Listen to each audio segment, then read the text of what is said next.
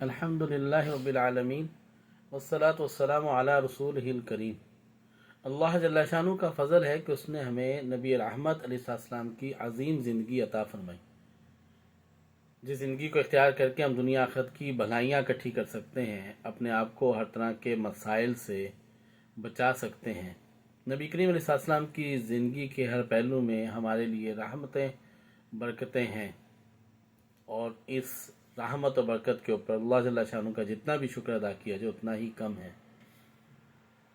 پیشاب کرنے کے بعد پیشاب کے قطروں کا عارضہ یہ بہت زیادہ دیکھنے میں آتا ہے، اور یہ لوگوں کی بہت زیادہ پریشانی کا باعث ہے۔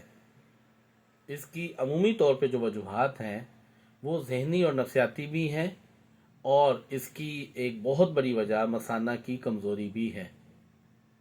عام طور پہ ذہنی نفسیاتی وجہ اس طرح سے ہے کہ انسان وہم کا وسوسے کا شکار ہوتا ہے، اور اس کے اندر شیطان اس کو اس حد تک مبتلا کر دیتا ہے کہ یہ ہر وقت پاکی اور ناپاکی کے چکر میں ہی رہتا ہے۔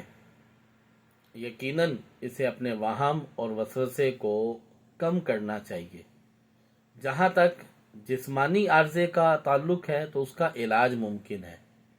مثانہ کی کمزوری کی وجوہات کیا ہیں، اس کو جاننا چاہیے اور ان وجوہات کو قابو پا لینا چاہیے۔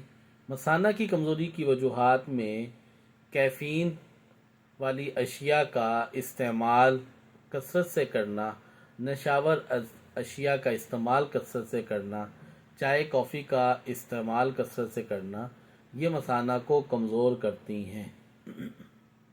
کولا ڈرنکس اگر یہ آپ کثرت سے استعمال کرتے ہیں تو اس کا اثر مثانہ پہ پڑتا ہے، اور اسی طرح سے بہت زیادہ تیز اور اسپائسی مسالہ جات اگر آپ استعمال کریں تو یہ بھی مثانہ کو کمزور کرتے ہیں۔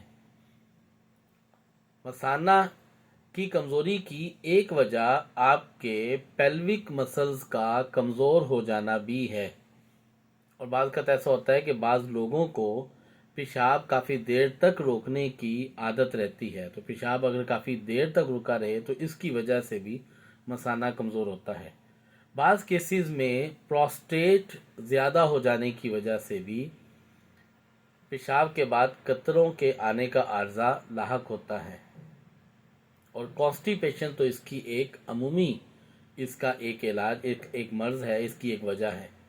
قبض ہوتی ہے، قبض کی وجہ سے